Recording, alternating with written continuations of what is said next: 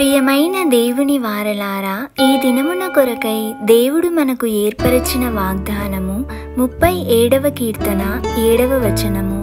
యెహోవా ఎదుట మౌనముగా ఉండి ఆయన కొరకు కనిపెట్టుకొనుము.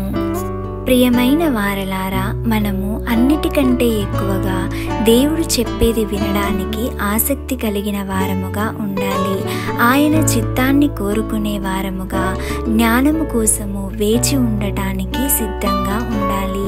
ఎప్పుడు చూసినా మనము ప్రార్థనలో మాకు అది కావాలి, ఇది కావాలి, ఇలా జరిగితే బాగుంటుంది అని ప్రార్థనలో అడుగుతూ ఉంటాము. కానీ యేసయ్య మనకు అనుగ్రహించే వరకు మనము వేచి ఉండము. మన ఆలోచనల ప్రకారముగా, మన జ్ఞానం ప్రకారముగా వెళుతూ ఎన్నో తప్పులు చేస్తాము. మళ్ళీ అవి సరిదిద్దుకోవడానికి ఎంతగానో ప్రయాసపడతాము. కాబట్టి అలా చేయకూడదు. వాక్యం చెబుతుంది కదా, యెహోవా ఎదుట మౌనముగా ఉండి ఆయన కొరకు మనము కనిపెట్టాలి. ఆయన ఇచ్చే జ్ఞానము కొరకు కనిపెట్టాలి. ఏదైనా అడుగు వేయకముందే దేవుని నుండి మనకు ఒక సరైన మార్గం అనేది ఉంది అని నమ్మకముగా ఉండాలి. అలా వేచి ఉన్నప్పుడు మనము ఆశీర్వదించబడతాము. అలాంటప్పుడు మనకు కష్టమైనా సరే దేవుడు మనల్ని నడిపించే విధంగా ఆ పనిని నెరవేర్చాలి. మనము అతి ఉత్సాహముతో మన ఆలోచనలపై మాత్రమే పనిచేసినప్పుడు తరచుగా తప్పులు చేస్తాము. కాబట్టి వేచి ఉండటం అనేది మనము ఎంతగానో నేర్చుకోవాలి. మన ఆలోచనలు ఒక్కొక్కసారి ఒక్కొక్కలాగా ఉంటాయి. కాబట్టి మనము ఆయన వాక్యాన్ని, ఆయన జ్ఞానాన్ని మనల్ని నడిపించటానికి అనుమతించాలి. ఆ రీతిగా దేవుడు ఎల్లప్పుడూ కూడా మనల్ని నడిపించాలి.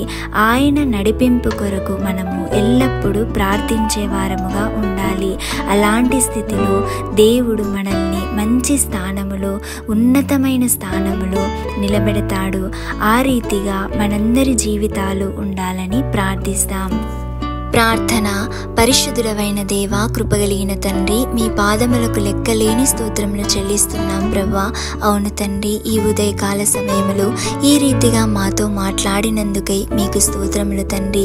అవును యేసయ్య, ప్రతి విషయంలో కూడా మా ఆలోచనలు, మా జ్ఞానముపై ఆధారపడకుండా ప్రభువా, మీ ఎదుట మౌనముగా ఉండి ప్రతి సమస్యకు ప్రభువా, ప్రతి విషయంలో కూడా మీరిచ్చే జ్ఞానముతో మేమందరము ముందడుగు వేయుటకు, ప్రతి సమస్యను పరిష్కరించుకొనుటకు మాకు కృపను దయచేయండి. మీ సన్నిధిలో మోకరించి ప్రభువా, మీరిచ్చే వాక్యము కొరకు, మీరిచ్చే మాటల కొరకు మేమందరము కనిపెట్టుకొని దాని ప్రకారముగా మేము జీవించే భాగ్యమును మా అందరికీ అనుగ్రహించుమని నజరేయుడైన యేసు నామములో అడిగి వేడుకొని పొంది ఉన్నాము తండ్రి. ఆమేన్.